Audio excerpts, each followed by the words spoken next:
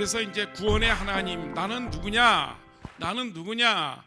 이것을 갖다 모세를 불러가지고 구원의 하나님을, 이제 내가 너희들을 구원하지 않았느냐, 너희들을 애굽에서 불러오지 않았느냐, 이런 너희들이 종살이하던 내가 너희들을 불러낸 그 여호와 하나님이다, 이거를 갖다가 알려주는 내용입니다.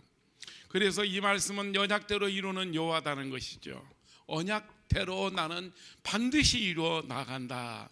하나님께서 시내산에 강림하셔서 임재하셔가지고 모세에게 먼저 십계명을 주시기 전에 서론적으로 말씀하신 내용이죠.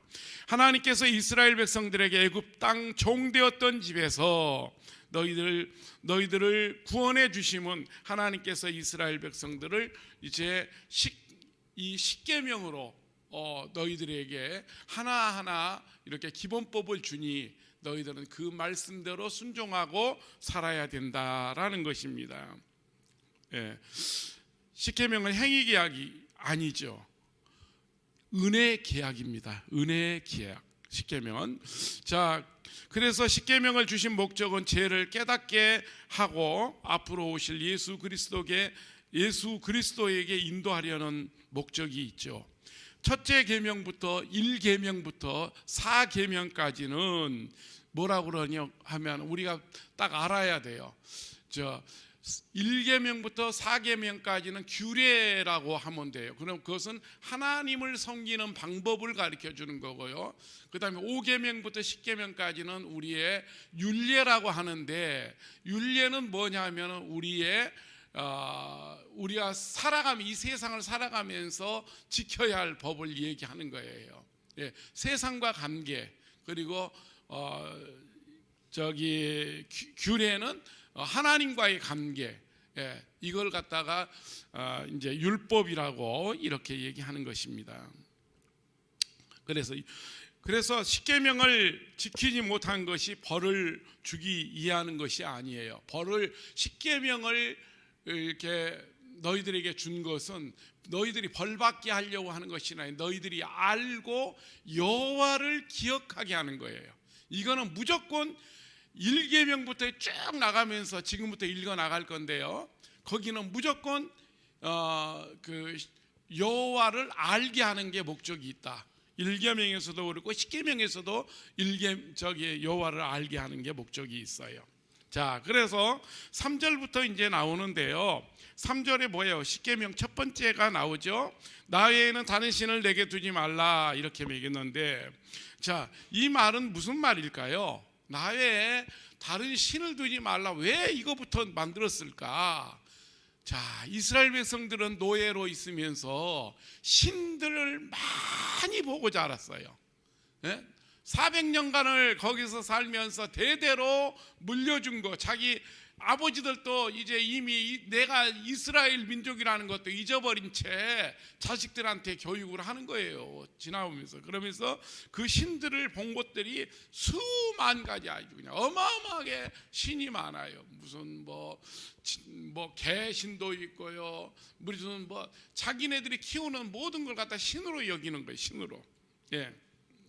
그게 그 신을 버리고 여호와를 기억하고 모든 문화에서 그 옛날 문화를 버려야 된다, 이거를 가리키기 위해서 너는 나 외에 다른 신을 너에게 두지 말라는 거예요. 너에게 다른 신은 절대 두지 말라는 겁니다. 그분 외에는 다른 것을 우선시하는 것이 바로 모두가 우상이에요. 종들은 한 사람이 두 주인을 섬길 수가 없다고 성경에 말씀 있죠.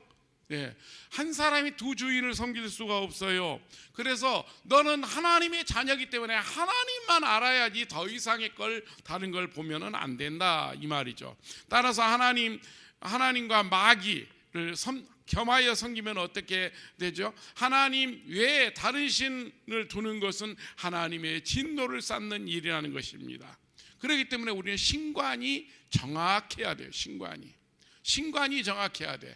그런데 이 사람들이 주체성이 없어. 내가 정말 누구라는 걸 바로 알아야 되는데 그게 없으니까는 세상 사람들하고 이래도 저래도 흥하고 같이 어울리는 거예요. 신관이 정확한 사람은 절대 혼합되지 않는다. 된다라는 말입니다. 십계명을 지키지 못한 것은 바로 이제 하나님의 십계명을 지킬 수 너희들은 있는 존재이기 때문에 십계명을 지켜나감으로 복을 받아라, 이런 얘기라는 것이죠. 예, 그렇게 하는 걸 갖다가 법규가 있어요. 예, 법규는 뭐냐 하면은 율례에서도 그 안에 법이 있어요. 법이. 그리고 규례에서도 법이 있어요. 예, 법규가 있어요. 그러듯이 우리는 규례와 율례를 나눠 놓고 거기에 법규가 항상 여기 규례도 율례도 법규가 있다. 그 법규대로 살아야 된다. 이런 거를 우리가 머릿속에 담고서 우리가 20장을 이해하면은 쉽습니다. 자, 4절에서 이제 보면은 4절에서 5절 보니까 너를 위하여 새긴 우상을 만들지 말고 또 위로 하늘에 있는 것이나 아래로 땅에 있는 것이나 땅 아래 물속에 있는 것에 어떤 형상도 만들지 말며, 이렇게 얘기를 하죠. 이것은 둘째 계명인데 우상을 만들거나 섬기거나 절하지 말라는 것이죠. 우상이란 뭐예요? 사람의 마음에서 섬기고자 하는 탐욕, 내가 마음에서부터 일어나는 거예요. 예, 그런 대상을 정하는 것을 갖다 우상이라고 그러는데, 그 우상을 형상도 만들지 말라. 형상으로도 만들지 말고, 그리고 그것을 섬기는 것을 절대적으로 안 된다는 것입니다. 하나님은 이스라엘을 아시고 이스라엘이 과거에 그렇게 살아왔기 때문에 너희들이 가나안 땅을 이제 들어가게 되면 너희들이 그렇게 살 것인데 이거부터 고치지 않으면 안 된다. 그래서 이제 하나님은 질투하시는 하나님이십니다. 우상은 하나님께서 가장 미워하시고 가증히 여기는 것인데 이것을 바로 통혼이라고 그래요. 같이 혼합시켜 가지고 우상을 섬기는 거예요. 예, 아무것도 아닌 것 같은데 그게 우상일 경우가 많죠. 하나님을 미워하는 자, 죄를 갚는데 어느 정도냐? 오늘 이 말씀을 보니까 미워하는 자의 죄를 갚되 아버지로부터 아들에게로 3, 4대까지 이르게 하거니와, 여러분이 범죄를 하고 하나님의 말씀 우상을 만들고 우상 앞에 바로 서는 사람들은 어떻게 해요? 3, 4대까지 하나님이 그들을 벌을 줘요. 벌을 주는 거는 최대한 짧게 줘요. 그러나 하나님의 말씀대로 사는 사람은 3, 4대가 아니라 지금 우리는 3대까지 내려갔죠. 우리 가족들은 지금 3대까지 내려갔어요. 3, 4대까지 복을 준다니까 얼마 아니에요. 복을 주는 걸 확신하는 거예요. 자 그러면 우리는 정말 그걸 믿고서 하는데, 죄를 범했을 때는 그렇지만은 이제 하나님 앞에 이제 정말 말씀대로 살고 율법을 지키고 이렇게 십계명을 지키는 자에게는 어떻게 1000대까지 복을 주는 거예요. 1000대까지. 예, 참 대단합니다. 자, 이렇게 해서 이제 20장 6절에 보니까 나를 사랑하고 내 계명을 지키는 자에게는 1000대까지 은혜를 베푸느니라. 예, 그러죠? 예, 그렇게 해서 1000대까지 은혜를 베푸겠다고 하시고, 오늘날 우상은 실제로 무슨 형상을 만들어 놓고 섬기고 절하지 않는다고 해도 하나님보다 더 사랑하는 것이 모두 우상이에요. 우상이에요. 하나님보다 더 사랑하는 것이 내가 무엇인가, 이거를 기억해 봐야 돼요. 뭐가 있죠? 나의 중심으로 사는 내 중심으로 사는 거, 나가 바로 우상이잖아요. 그리고 나 우상 안 섬기는데요, 뭐 만들어 놓고 나는 절한 적도 없어요, 이렇게 얘기를 하죠. 그렇지만 하나님께서는 그거가 아니라 하나님보다 더 사랑하는 것이 모두 우상이라는 것이죠. 예, 그 모든 거 바로 내 중심으로 사는 것도 우상이고요. 돈 때문에 그냥 쩔쩔매면서 돈을 따라가는 것, 하나님의 돈도요 다 이렇게 적당하게 주게끔 돼 있어요. 내가 되어진 대로 살아야 돼요. 그런데 돈을 벌려고 쫓아다녀봐야 안 된다니까요. 그게. 예. 그리고 돈을 쫓아가는 거, 이것도 우상입니다. 돈을 좋아하는 것도. 자, 세 번째로 뭐예요? 그리고 세 번째로 이거 직장. 직장 때문에 하나님을 잊어버리는 거. 하나님보다 더 사랑하는 거야. 그건 뭐 직장에 가서 무슨 뭐를 보고 갔든 어쨌든 간에 하나님과 멀어지게 만드는 것은 무조건 우상입니다. 결국 이것들 때문에 말씀을 양보하면 이것이 우상이 아니고 무엇이겠습니까? 이것들 때문에, 세상 것 때문에 하나님을 멀리하는 게 바로 우상이에요. 이거를 우리는 알아야 돼요. 예.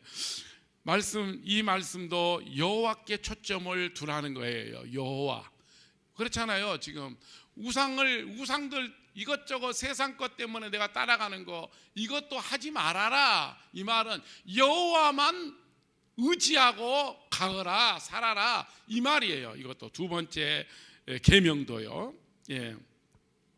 그리고 세 번째 계명을 한번 볼까요? 예, 세 번째 계명은 너는 내 하나님 여호와의 이름을 망령되게 부르지 말라. 여호와는 그의 이름을 망령되게 부르는 자를 죄 없다 하지 아니하리라 그랬어요. 자, 셋째 계명이요, 바로 히브리어로 보면은 라사이라는 말이 나오더라고요. 이 명령이에요. 망령되게라는 말은 히브리어로 라사이. 이거는 바로 헛되게 보낸다, 헛되다, 이 말이에요. 헛되다. 그렇기 때문에 우리가 이렇게 살지 말라는 거예요. 헛되게, 망령되게 여호와를 부르지 말라는 거예요. 그냥 우리가 흔히 하나님, 하나님, 아니면은 뭐 조금 넘어지려고 하면은 하나님, 이렇게 그냥 헛되게 부르지 말라는 거예요. 하나님, 하나님, 하나님, 하나님, 이런 얘기를 헛되게 부르지 말라. 응? 그러면 헛되게 부르지 말라는 이유는 무엇일까요? 무슨 말일까요? 예, 이 안식일이 그때는 바로 안식일을 헛되지 말라, 이 말은 무슨 말이냐? 그냥 입으로만 여호와를 부르는 것이 아니다, 이 말이에요. 어떻게 해요? 그러면 알맹이를 담아서 여호와를 불러야 돼요. 알맹이를 담으려면 어떻게 해야죠? 얘들아, 바로 우리 이스라엘 민족들은 말이야, 저기 노예로 400년간을 애굽에서 살다가 거기에서 하나님이 모세를 불렀어. 그래서 모세를 불러서 이끌어내게 하니까 그 이스라엘 민족들이 100만에 가까운 민족들이 나왔는데 갈 곳이 없었다. 그런데 앞에 홍해가 있잖아. 갈 수가 없었어. 그런데 하나님이 그 지팡이를 들어가더니 지팡이를 내밀었더니 홍해가 갈라졌어. 그리고 어떻게 됐느냐? 가는데 또 물이 없어서 또 뭐 이렇게 던졌더니 잎사귀를 모세가 던지니까 물이 거기서 나오는 거야. 그리고 한참 가는데 배가 고파, 이제 쌀도 다 떨어졌다. 그랬는데 그때 바로 또 저기 하늘에서 만나를 내려주셨어.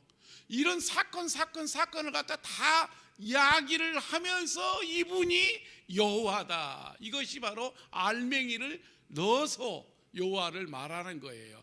그냥 아무 때서나 여호와 이러지 말고 알맹이가 있는 여호와를 하는 것이 바로 뭐예요?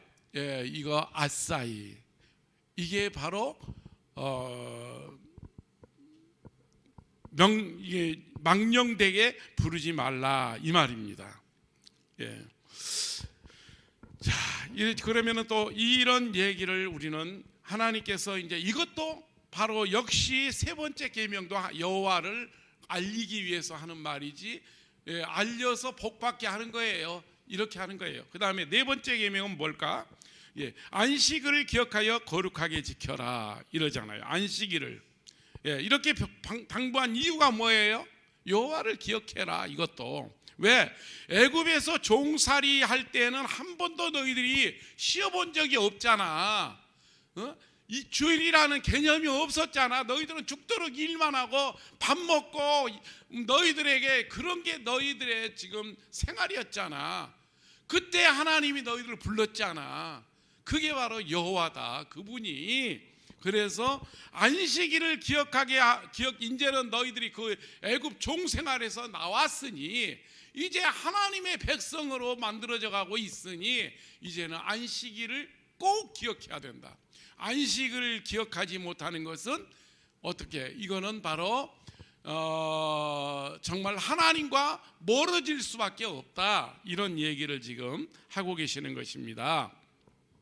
거룩하게 지켜야 됩니다. 히브리서에 보면은요, 전에는 계명은 연약하고 무익함으로 폐하고 그랬어요. 전에는, 그러니까 전에 율법 당시에 모든 예배, 제사 이런 것들을 바로 폐하고 예수 그리스도가 바로 오셔서 십자가에 못 박혀 죽으심으로 이제 새로운 시대가 열렸다는 것이죠. 그리고 골로새서 2장 17절에 보니까 이것들은 장래일의 그림자이나 몸은 그리스도의 것이니라. 오늘 이 말씀은 안식일을 만들어 준 것이 뭐예요? 바로 예수 그리스도가 장차 주일날 부활하실 것을 이미 다 여기에서 나와 보여주는 거라는 얘기예요. 그림자로 보여주는 거예요. 그러나 실제로 반드시 예수님이 이제 오신다는 거예요. 그리스도 예수가. 구약 시대의 안식일은 그림자로 준 것이고 실체는 바로 예수 그리스도라는 것이죠. 그러므로 우리 그리스도는 안식일의 주인이심을 예수님이 주일날 부활하셨기 때문에 그렇기 때문에 그 전에는 바로 안식일이 토요일이었죠. 토요일이었는데 다시 주일로 바뀐 것은 이제 앞으로 오실 예수 그리스도가 이제 부활하실 것까지 여기다가 담아서 그랬는데, 안식일을 기억하여 거룩하게 지키라는 것은 주일을 거룩하게 지키라는 이야기를 한 것입니다. 자, 요한복음 20장 19절에 그렇게 거룩하게 지킨 사람들은 뭐 준 줄 아세요? 평강을 줘요. 요한복음 20장 19절에 보니까 너희에게 평강이 있을지어다 그랬어요.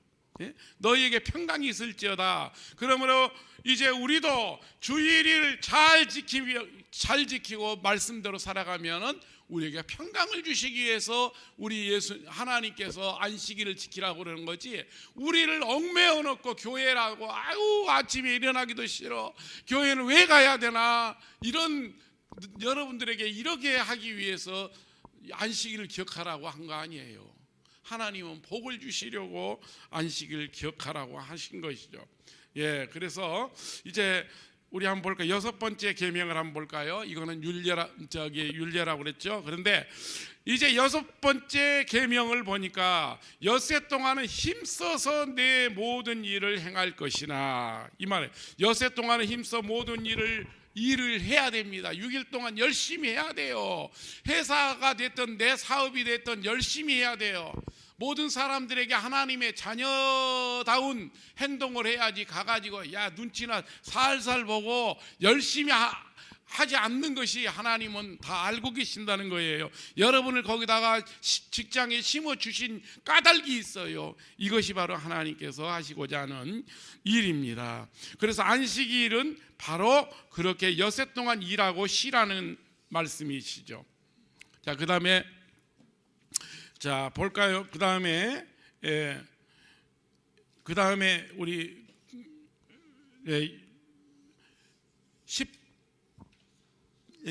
10절을 보면은 이제 7째 날은 네 하나님 여호와의 안식일인즉 너나 네 아들나, 이렇게 쉬는 것도 다 좋은데 여기서는 어떻게 해요?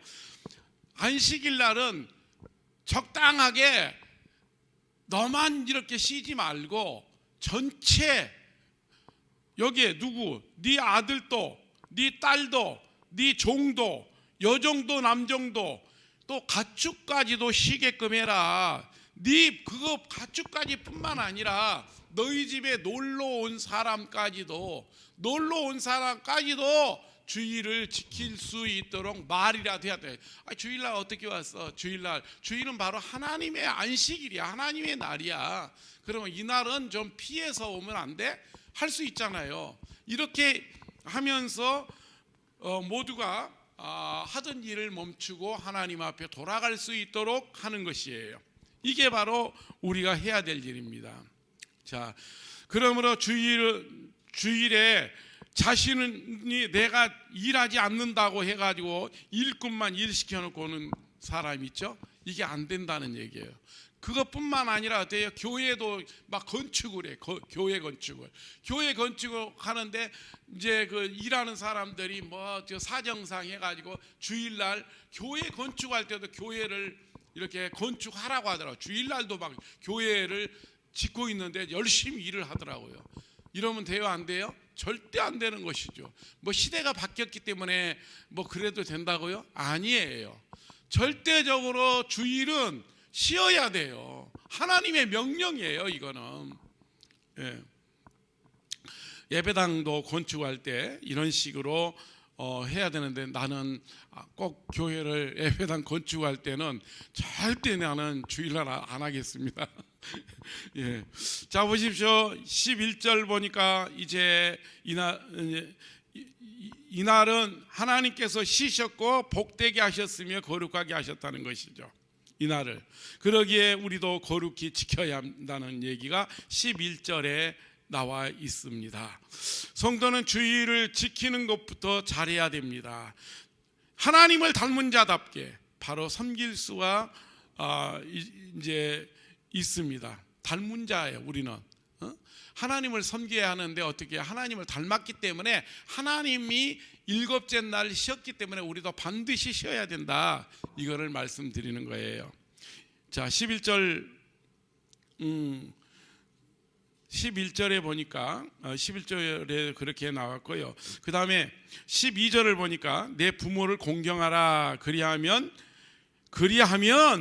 네 하나님 여호와가 내게 준 땅에서 내 생명이 길리라 그랬는데 여기도 그리하면이라는데 이거를 우리가 잘 이해를 해야 돼요. 예. 그러므로 그래야 돼. 공경하라. 공경함으로 네 하나님 여호와가 내게 준 땅에서 네 생명이 길게 하리라 이런 얘기죠. 예. 그걸 갖다가 네가 공경하면은 복을 주고 공경 안 하면은 복이 안 갈 수도 있다. 이 말을 착각할 수가 있다는 얘기죠. 번역에서 좀 잘못된 건데 우리는 그거를 이해를 잘 해야 됩니다. 다섯째 계명이죠, 이게. 예. 그래서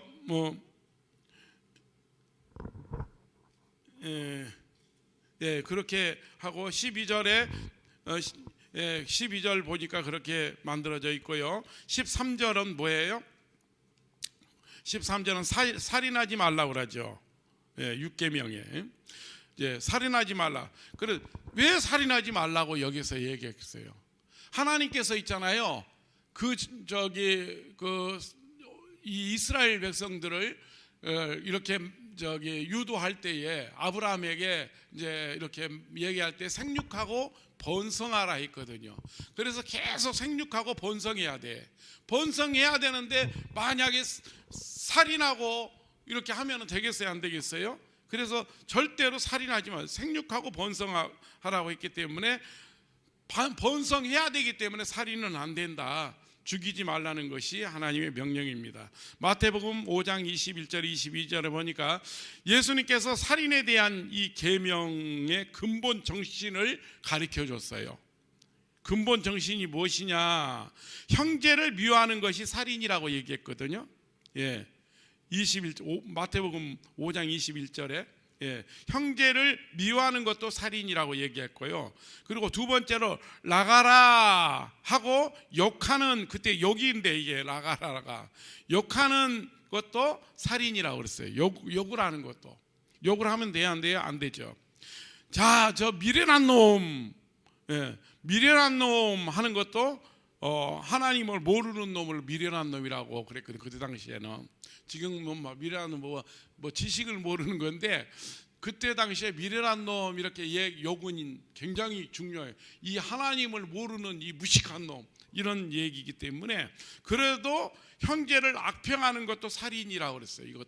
이것도 살인이요. 그러니까 그러지도 말아라.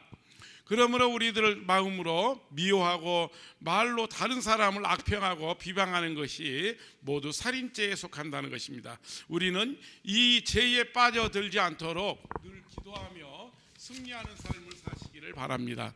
자, 그리고 14절 간음하지 말라 그랬죠. 간음하지 말라.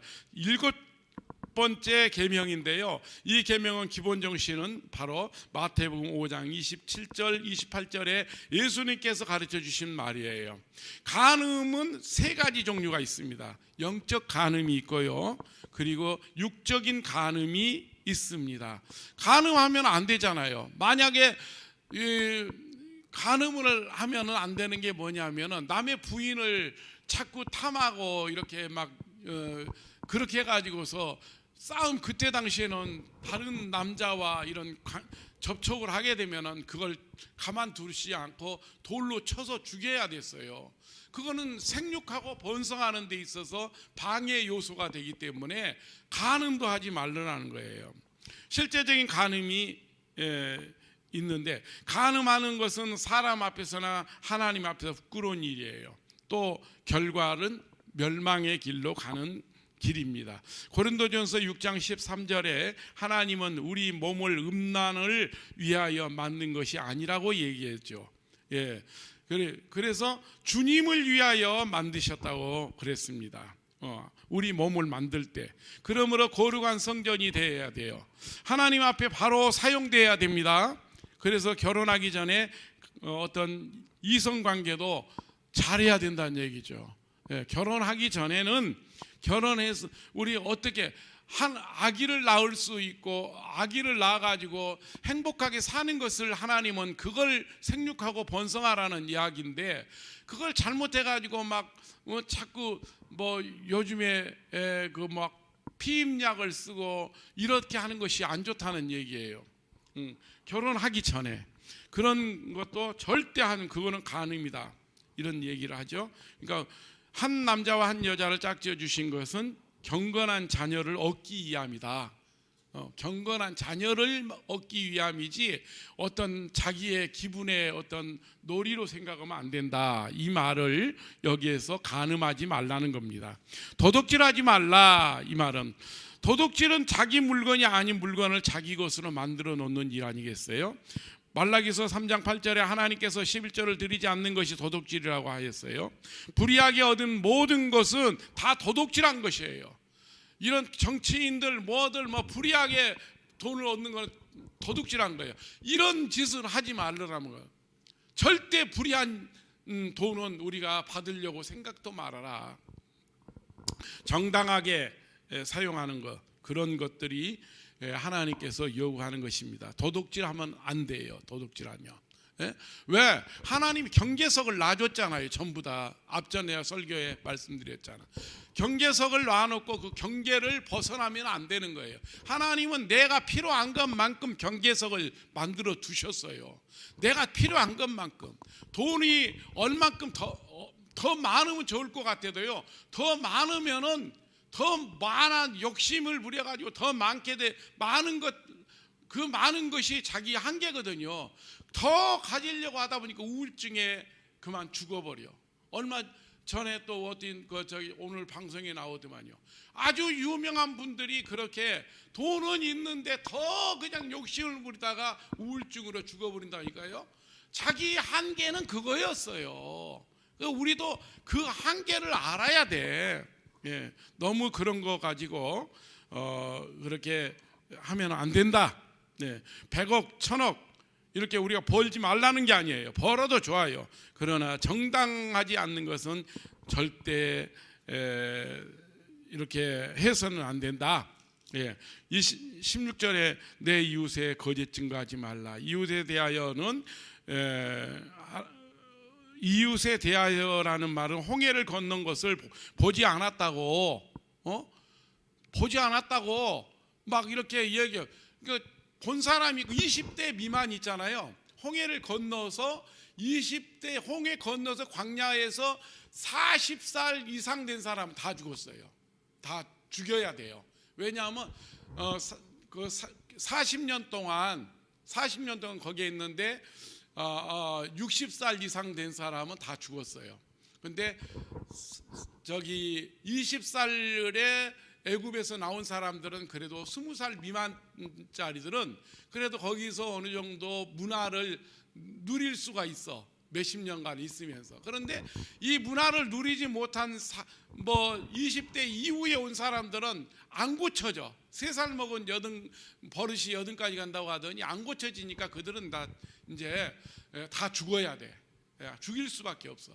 그런데 이제 그 전에 온 사람들이 만약에 딱 가면서 그러는 거야. 야, 응?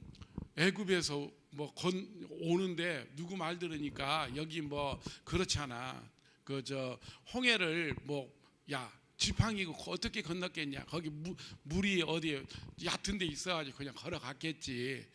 안 그래? 그러면서 이렇게 말하니 거짓말하는 거예요. 자기가 알지 못한 걸 갖다 얘기하는 것도 거짓말하는 거예요.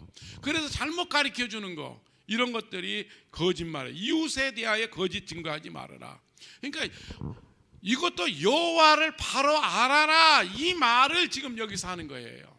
거짓 증거하지 말라는 것도 그냥 우리한테 단순한 거짓말하고서 재판소에 가고 벌받고 이런 것들이 아니고 하나님과 관계 속에서 우리는 거짓 증거하지 말아야 된다. 진실을 말해가지고 그들이 하나님께 영광을 돌릴 수 있도록 해야 된다. 이 말을 지금 하는 것이죠. 그 다음에 이제 누가복음 12장 15절에 보니까 우리가 그런 것들은 다시 탐심에서 나온다고 그러대요. 탐심에서. 거짓 증거하는 것이 뭐냐? 탐심에서 나온 이야기다. 그 말은 누가복음 12장 15절에 삼가 탐심을 물리치라고 해요. 삼가 네 마음 중심에서 탐심을 버려라. 물리쳐야 된다. 이런 얘기를 했어요. 오직 하나님께 영광을 돌려야 됩니다. 18절입니다. 18절은 뭇 백성이 우레와 번개와 나팔 소리와 산의 연기를 본지라 그들이 볼 때에 떨며 멀리 서서. 이 말은 무슨 말이에요? 이제 모든 계명을 10계명을 다 줬는데 이렇게 다 남의 물건을 탐내지 말고 이렇게 네가 준 분량만 잘 관리해라. 이렇게 이제 끝내고 그 다음에 이제 백성이 모두가 이제 두려워한 내용이 21절까지 있는 내용이라고 그랬어요. 여기에 보니까 하나님은 이렇게 이엄이 있으신 분입니다. 이엄이 있으신 분이에요. 이스라엘 백성들이 멀리 떨어져서 하나님께서 이렇게 강림하시는데 나타난 징조가 먼저 보이잖아요. 징조가. 모세가 가가지고 야 이제 여호와 하나님이 여기에서 나타나서 너희들에게 하실 말을 하실 것이다. 이런 얘기를 했는데 갑자기 이제 거기에서 우레소리 광광 천둥소리가 그냥 어마어마하게 크게 들리지 않겠어요? 그리고 거기서 번개가 그냥 반짝반짝. 그리고 그때 나팔 소리와 산의 연기를 본지라. 나팔 소리가 쫙 들리니까 그 주변이 그냥 완전히 연기처럼 그 스모그가 쫙 깔리는데 그게 구름이었어요. 구름이 그런 맑은 구름이 쫙 깔려 있으니까 그런 것들을 보니까 천둥소리 터지지, 번개가 나오지, 이거 여기까지 오니까 죽을 것 같잖아요. 그렇게 그런 걸 두려워한 것이죠. 벌벌 떨고 있습니다. 우리도 그렇잖아요. 여름에 보면은 아주 그냥 천둥 번개에 치고 그래도 무서워서 밖에 나가지도 못해요. 그런데 그때는 어떻게 했겠냐고요. 멀쩡한 날씨가 갑자기 이러니. 거기는 그렇게 비 오는 날이 많지 않습니다. 자, 그런데 정말 난리가 난 거죠. 19절에 뭐예요? 19절에 모세에게 이르되 당신이 우리에게 말씀하소서. 우리는 도저히 하나님 앞에 갈 수가 없다. 저 소리 듣고 우리는 어떻게 가냐? 당신이나 죽으려면 당신이나 가가지고 당신이 알아서 다 듣고 와가지고 우리한테 좀 얘기나 좀 해주시오. 우리는 자신이 없습니다. 이렇게 얘기하는 걸. 이스라엘 백성들이 하나님의 말씀을 직접 듣는 것을 감당할 수가 없다는 것이죠. 모세로 하여금 하나님의 말씀을 전해 듣고자 요청하는 것이죠. 요즘도 번개가 치고 천둥 소리가 날 때에는 당장 벼락이로 떨어지 죽지는 않을까 걱정을 많이 하죠. 불안하지요. 그런데 당시에 이스라엘 백성들은 나팔 소리가 크게 나고 음성도 들리고 구름이 가득 차고 우레소리도 나고 산에 진동하는 소리가 나니까 이제 모두가 두려움이 컸을 거라고 생각이 되어집니다. 우리도 정말 이런 상황을 우리가 생각해 보면서 이스라엘 민족들이 하나님을 보기 위해서 지금 하나님 앞으로 점점 올까봐 보기 위해서 오게 되면 죽는 거예요. 그래 경계석을 만들어 놓고 여기까지만 너희들이 들어오지 여기 이상으로 들어오면 안 된다 이렇게 얘기했잖아요. 자, 그리고 나서 20절에 뭐라 그래요? 모세가 백성에게 이르되 두려워하지 말라. 하나님이 임하심은 너희를 시험하고 너희로 경외하여 범죄하지 않게 하리 하심이라. 굉장히 중요한 전체적인 지금 얘기를 해주고 있죠. 지금까지 하나님이 이렇게 하신 것은 바로 이렇게 너희를 시험하고 너희로 경외하여 범죄하지 않게 하려 하는 거다. 가나안 땅에 가서 너희들이 행복하게 살게 하기 위한 것이다. 이런 얘기를 지금 하는 거겠죠. 예. 자, 그래서 우리는 너희를 시험하거란 하나님을 얼마나 잘 아는지 모르는지, 하나님을 어떤 하나님으로 믿고 있냐. 자, 지금 하나님이 지금 우리 서기한테도 시험할 수 있어요. 네가 하나님 얼마나 믿고 있니? 그러면서 하나님 어떤 시험을 주실는지 몰라요. 그거 잘 이해를 해요. 예, 해야 돼. 예. 고린도전서 3장 13절에 하나님께서 불로 시험하신다고 하셨는데, 불로 시험할 때가 가짜와 진짜가 다 드러나. 금은 이렇게 다 그대로 남아요. 금은 녹아가지고. 근데 진짜는 순금은 그래. 근데 순금이 아닌 것들은 다 녹아서 없어져 버려요. 자, 21절이죠. 예, 21절 백성은 멀리 서 있고 모세는 하나님의 계신 흑암으로 가까이 가니라. 모세는 이제 하나님의 음성을 듣기 위해서 흑암, 아주 컴컴합니다. 보이지도 앞이 한치도 안 보이는 거야. 우리 안개 속을 지나다녀 본 적 있잖아요. 차가 가는데 바로 앞에도 보이지 않을 때가 있어요. 그런데 그보다도 더했을 거라고 나는 생각이 되어져요. 흑암이 있는 곳에 이제 모세가 가는 것입니다. 네. 그래서 정말 만일 이제 이스라엘 백성들은 여기서 떠나면은 죽는 거예요. 자, 이제 마지막으로 하나님이 섬기는 법입니다. 섬기는 법을 이제 이야기를 해줘요. 어떻게 너희들이 하나님을 섬겨야 되느냐. 자, 그래서 22절 23절에 보니까 이스라엘 자손에게 이같이 이르라, 이제 말을 하는 거죠. 하나님이 섬기는 법을 지금 산에서 지금 얘기해주고 있어요. 하늘에서 너희에게 말하는 것을 너희 스스로 보았으니, 하늘에서 내가 너희들한테 다 하는 걸 너희들이 스스로 다 봤지 않느냐, 여기 있는 사람들은. 그래서 은으로나 금으로나 너희를 위하여 신상을 만들지 말아라. 아까 바로 얘기했던 계명 중에 첫 번째 계명이에요. 신상을 만들려. 제일 너희들이 지금 이것 때문에 망가지고 있다. 그러니까 그것부터 만들지 말라고 이렇게 얘기한 것입니다. 그래서 계명을 받은 자들이 우상을 만들고 섬기면 반드시 하나님이 징계와 심판이 내려올 것을 지금 예고하는 내용이었습니다. 자, 그 다음에 24절 보니까 내게 토단을 쌓고 그 위에 너의 양과 서로 내 번제와 화목제를 드리라. 이 말은 무슨 말일까요? 굉장히 중요한 이야기죠. 예, 중요한 얘기를 보겠습니다. 자, 내가 내 이름으로 기념하게 하는 모든 곳에서 내게 임하여 복을 주리라 그랬는데, 하나님께서 제사를 드릴 때 토단을 쌓고 제사를 드리라고 하네요. 토단을 쌓고. 자, 왜 토다를 쌓으라고 했을까요?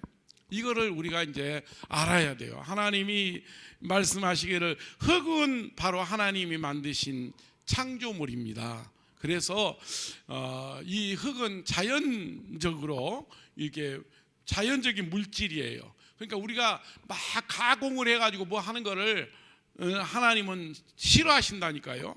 예.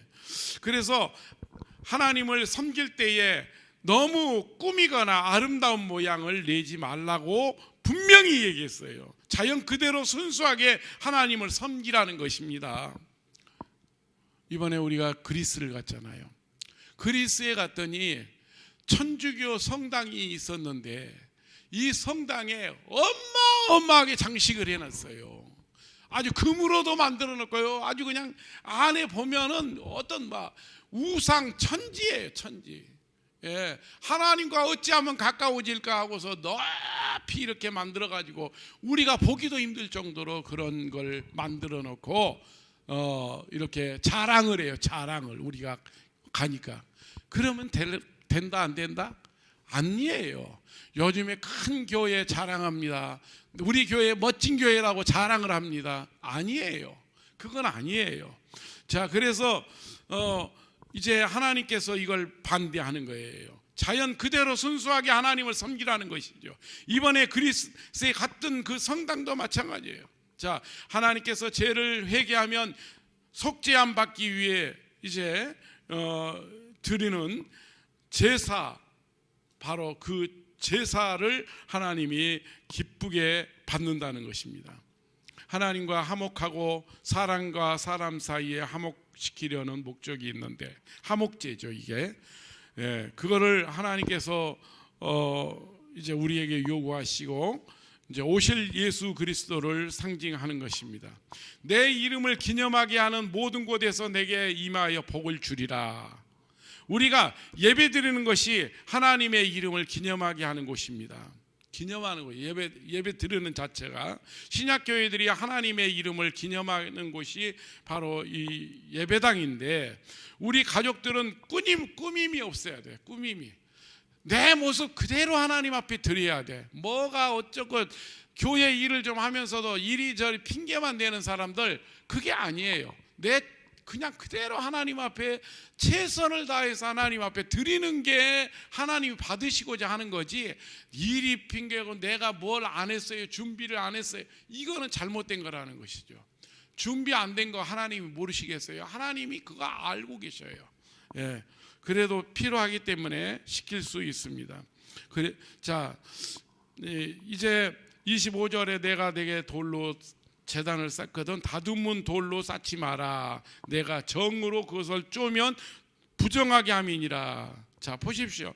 이것도 마찬가지로 돌로 하나님께 제단을 쌓을 때에는 정으로 다듬지 말라 이거예요. 깨끗하게 만들려 자연석 그대로 하라는 거예요. 예, 그리고 자연석으로 제단을 만들 때 가공을 쓰지 말라는 것이죠. 예, 하나님께서 만들어 놓은 순수한 그대로 하나님을 섬기는 것이 바로 하나님의 기쁨이고 하나님이 원하시는 것입니다. 하나님을 섬길 때는 순수하게 내 가진 달란트 하나님을 위해서 잘 쓰임 받으시기를 주님의 이름으로 축원합니다. 자, 그 다음에 26절 마지막으로 잠깐 보고 마칩니다. 너는 층계로 내 제단에 오르지 말라. 네 하체가 그 위에서 드러날까 함이니라 그랬어요. 층계로 내 제단에 오르지 말래요. 너는 층계를 만들지 말라. 제단을 만들 때 층계를 만들지 말라 이 말이겠죠.